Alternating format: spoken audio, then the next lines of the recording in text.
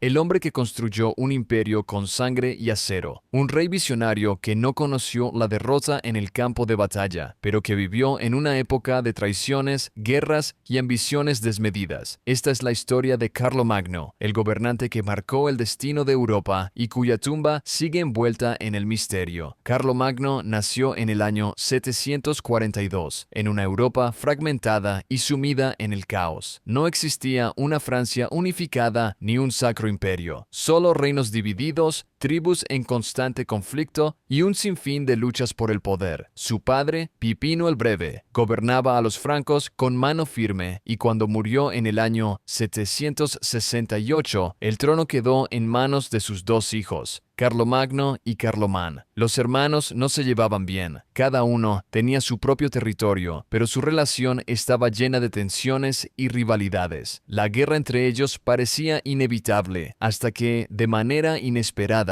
Carlomán murió en 771. La versión oficial hablaba de una enfermedad, pero muchos sospecharon que había sido asesinado. Sin obstáculos que lo detuvieran, Carlomagno no perdió el tiempo y absorbió el reino de su hermano, convirtiéndose en el único gobernante de los francos. Desde ese momento, su ambición no tuvo límites. Su primera gran campaña lo llevó a Italia, donde el reino lombardo desafiaba su autoridad. En el año 774, cruzó los Alpes al frente de su ejército, sitió la ciudad de Pavía y depuso al rey Desiderio. A partir de ese momento, Carlomagno no solo se proclamó rey de los francos, sino también de los lombardos, extendiendo su influencia hasta el corazón de la península itálica. Pero su imperio aún no era suficiente. Al norte, los sajones eran una amenaza constante. Durante más de 30 años, Carlomagno libró una guerra implacable contra ellos. No solo los venció en el campo de batalla, sino que también impuso el cristianismo a sangre y fuego. Quien se resistía a ser bautizado pagaba con su vida. En una de las represalias más brutales de la época, ordenó la ejecución masiva de más de 4.000 sajones en un solo día. Con el tiempo, la resistencia sajona se quebró y su territorio pasó a formar parte del Imperio Franco. A medida que sus dominios crecían, su fama de conquistador implacable se extendía por toda Europa. Al este, los ávaros, un pueblo nómada que durante décadas había saqueado las fronteras de Occidente, se convirtieron en su siguiente objetivo. En una campaña relámpago, Carlomagno devastó sus fortalezas, saqueó su inmenso tesoro y destruyó su poder militar. Los ávaros, que alguna vez habían sido temidos, desaparecieron de la historia. Sin embargo, no todas sus campañas fueron victorias. En el año 778, Carlomagno decidió expandir su influencia hacia la península ibérica. Cruzó los Pirineos con la intención de arrebatar territorios a los musulmanes, pero la campaña no salió como esperaba. Durante la retirada, su ejército fue emboscado en el desfiladero de Roncesvalles. Entre los caídos estaba Roldán, uno de sus generales más leales,